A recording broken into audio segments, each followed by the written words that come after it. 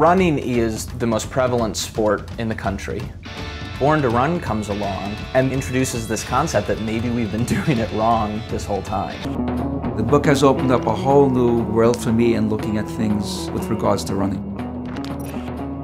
Born to Run complemented and reaffirmed taking this evolutionary approach to health. Running is a skill, and there are better and worse ways to run, and Born to Run has helped make that more of a public debate.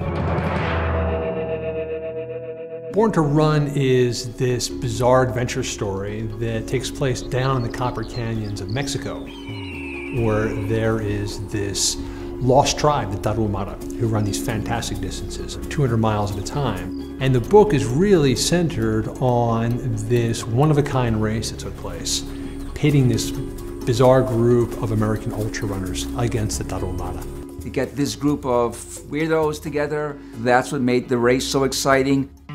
Chris collects characters, particularly in ultra running. One of the great characters is Barefoot Ted. He is a pioneer. Everybody else is running in sneakers, and he is barefoot.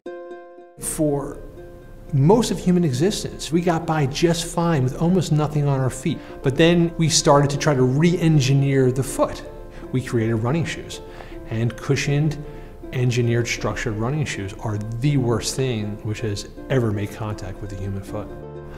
Before, you couldn't run and land on your heel. It was just too painful. Now you're constantly banging down on that heel.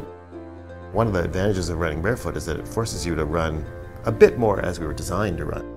The first thing you're going to do is get right up on your forefoot, and you're going to bend and flex your ankles and your knees, and you're naturally going to absorb the shock instead of having hit all those joints up your leg. I don't think everybody could do that. I myself have a flat foot. I know if I try to do that, I just rip my knee right out of its socket. You really have to have the right musculature, the right articulation of your bones to do this kind of.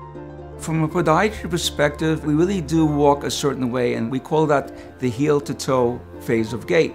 And if that sequence is changed, people who are doing this barefoot running, for example, we're then prone to having injuries.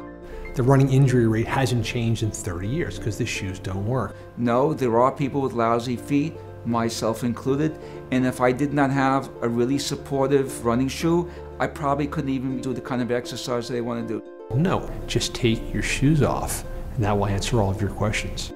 The mistake that everybody makes when they try barefoot running is they do too much too soon. Everybody can learn to run this way, but you can't do it overnight. Well, since I read the book, I'm looking at how people run a whole lot differently. The first time I read about people who are doing this barefoot running, I said, this is all crazy, this is all wrong. And now I'm looking at it for the second or third time from a different perspective. I think the best result that has come from this book is the fact that a conversation is taking place which hasn't taken place in 30 years.